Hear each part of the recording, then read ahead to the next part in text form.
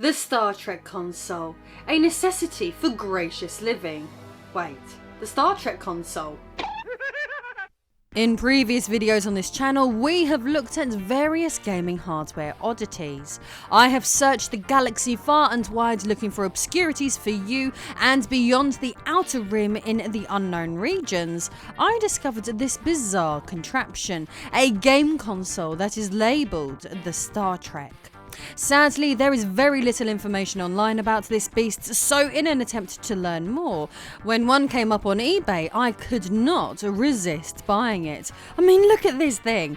Who could say no to this beauty? So, holding all these thoughts in mind, brace yourself as we head into hyperspace to look at a blurred chunk of gaming history. I am Lady Decade, and this is the mystery of the illegal Star Trek console. During the 80s and early 90s, Nintendo's 8-bit home console hardware was king, breaking all previous sales records and shifting more units than any video game system. But whether you were playing the Famiclone in Japan or the NES in the United States, the console and its games were pretty pricey, with many individuals across working class America often opting to rent titles from Blockbuster rather than buy them.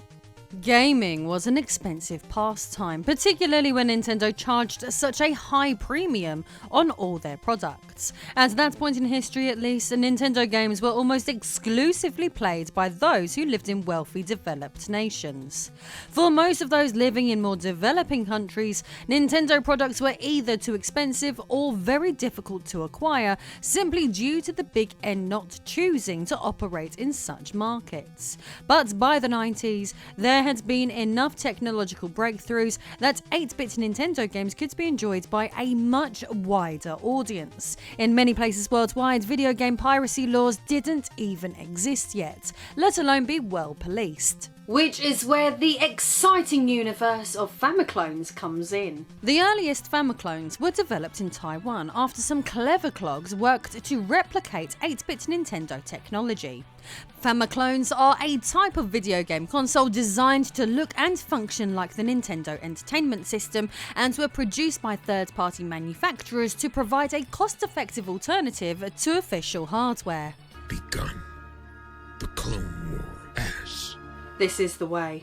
Such products were huge in the Eastern Bloc, former Soviet Union countries, Asia, Africa, South America, and more. Your clones are very impressive. You must be very proud. Yes, very. There must be millions and millions more Famiclones out there than actual licensed Nintendo consoles, so no wonder they are so terrified of piracy. But for me, here is where it gets fascinating. In many countries where Famiclones were acquired, consumers didn't often know they were bootlegs, and many gamers would go years and years without even finding out the NES existed. This means there are rich subcultures of nostalgic gamers who often have an affinity for a model or brand of Famiclone due to a particular one becoming the dominant gaming hardware in a region. In the past, we have looked at the impact of Pegasus consoles on Poland, and have even covered the hilariously named Ending Man Terminator 2, a Chinese system that could be purchased in many countries, with newer models still being sold today. But what for the Star Trek console? Well, after spotting this space-age looking device for sale on eBay, before winning the auction, I would begin to use the Force to try and learn all there is to know about this console. And when I say the Force, I mean Google. This process would mostly draw blanks. I hate to say it, but it looks like the system you're searching for doesn't exist. Impossible. Perhaps the archives are incomplete. However, eventually I would get one significant result. I found a post on a WordPress website, not from someone who grew up with this Star Trek console, but someone sharing the nostalgic memories of first seeing one. The poster would come across the existence of the Star Trek within the pages of a Street Fighter II Panini sticker album, of all bloody places. The poster, who grew up in Greece, mentions that the Street Fighter II albums would be available to pick up from convenience stores for free as an incentive to get kids to start buying the sachets of stickers at 100 to 200 drachma a pop. although he does admit his memory of the pricing is fuzzy. Now, the sticker album would provide its owners with an extra incentive to complete it beyond simply collecting them all, and that was, it promised a prize to those who had managed to stick all of them in. The poster, known online as Scatman, knows that he was 3 or 4 stickers short of acquiring the whole set, meaning he never got one of those exciting gifts he was after. But what were these prizes that appeared so alluring? Yep, you guessed it, a choice of 3 different Famiclones.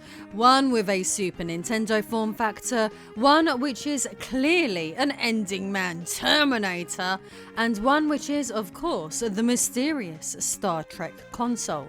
As a young gamer, the poster comments that he assumed they were 3 official systems, each with exclusive and spectacular libraries to explore. The innocence of a child. Of the 3 though, it was of course the Star Trek that he desired most. I mean, look at this thing, it is outrageously aesthetically pleasing. The poster would forget about this fixation entirely until he spotted the album again in a sadly deleted forum thread one day, causing all the nostalgic childhood memories to come flooding back to him. So research would begin for him to learn more about this mysterious machine. Very much like when I tried to find out more information on this bad boy, Scatman stumbled across Famiclones with more traditional form factors carrying the name Star Trek, but nothing like what could be seen in the Greek sticker album. He also stumbled across the Jamaico Neo Boy, which looked similar in shape but was clearly not the same shell. Scatman's posts on the WordPress website would remain up for 4 years before any new information was gathered. But one day in 2016, a poster by the alias of Angel would comment on the page proclaiming to have owned one. They would write, "Hi guys, although very late, I have the Star Trek on the album. I had it in 1994 and purchased it for 16,000 drachma. It is a classic Famiclone and it came with a cartridge with 860 games. The exact model is Star Trek BS380AS. If I remember correctly, the headphones were together and clipped to the controller, but I remember it was only heard from one. Once I also got hold of an adapter with which you could play NES games. Unfortunately, I recently tried it and it doesn't work. I still have it in its box." While all of this information is excellent, it still leaves unanswered questions such as who made this thing and where is it from. So to gain additional information, the best option was to buy the one online that I found myself. What is particularly excellent about the one I purchased is that I procured it from an eBay seller in Greece. Now, every anecdote connected to this that can be found online correlates to the same region, so some great consistency in all of this. After a week or 2 of waiting, the Star Trek console arrived, and this 90s system turned up, factory sealed. And now, it is time to break the ancient seal and see what's inside of here. Okay, let's get this open. Main console, wired controllers, power supply, sensor, wireless controllers, and aerials. So this is going to be interesting. Oh! Looks like the Starship Enterprise-ish. We've got 190 in one cart. I cannot wait to try this out. Some very crusty looking earphones. Oh god, old paper feel. Oh, that feels like that's going to crumble in my hands. It's the instruction manual and it's in English. Wired controllers. I'm going to have to see what this in the middle is. The buttons feel pretty good. I'm not sure about that D-pad though. Oh, here we go.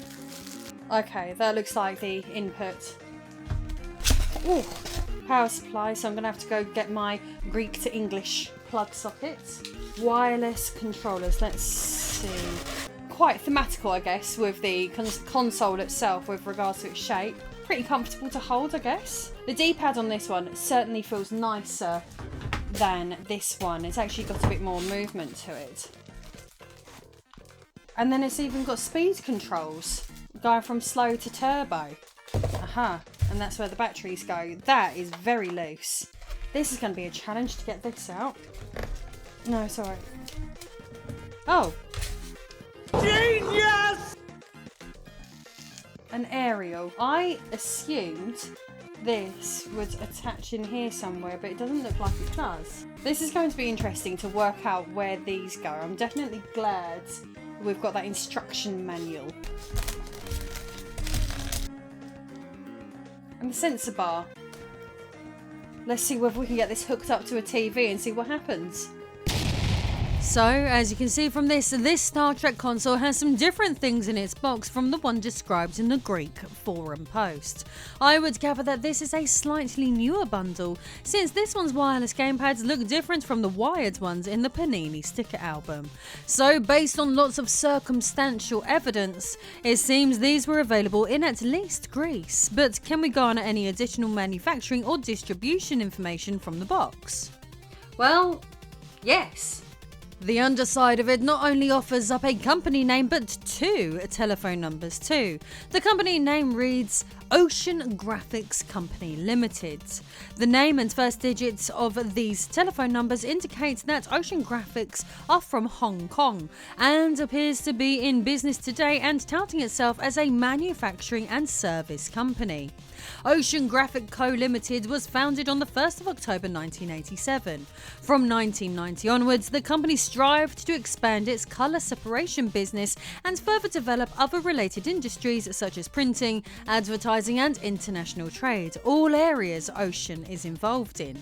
Today, the company claims to have controlling rights over 7 overseas corporations. Its business has covered Europe, America, Australia, China and Hong Kong, and at present it has established 3 representative offices in China, enabling further expansion into the Chinese market.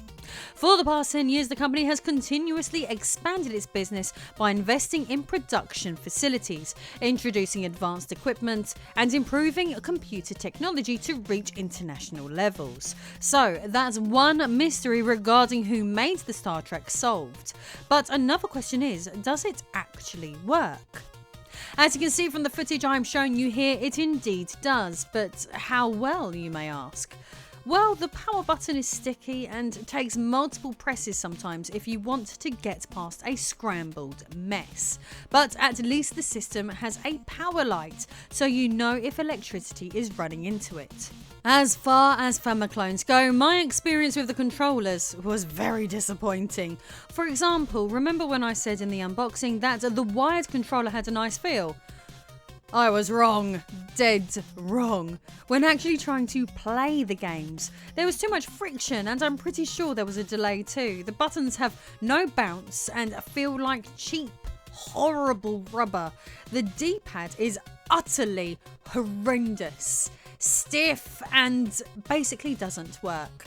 Sadly, I couldn't even get the wireless controller to function, although I am sure that it would not have been great. Still, the system mostly works how you would want it to, just a shame about the rubbish gamepads. So thus far on my quest to learn everything there is to know about these weird grey market consoles, we learned that the Star Trek was available in Greece and that Ocean Graphic Company Limited was involved in either the manufacturing, distribution or possibly both, bringing information to the table that wasn't readily available online about this alluring clone system before today. However, like with many of these mysterious machines, we still don't know a lot, such as how many of these are around and where else you could buy these particular Star Trek consoles. So, if you have one of these at home, please share your story below, as it would be cool to bring to light as much information as possible. So if you want to see a potential future update video on the hardware, subscribe now to never miss an upload. May the Force be with you. Always. Namaste.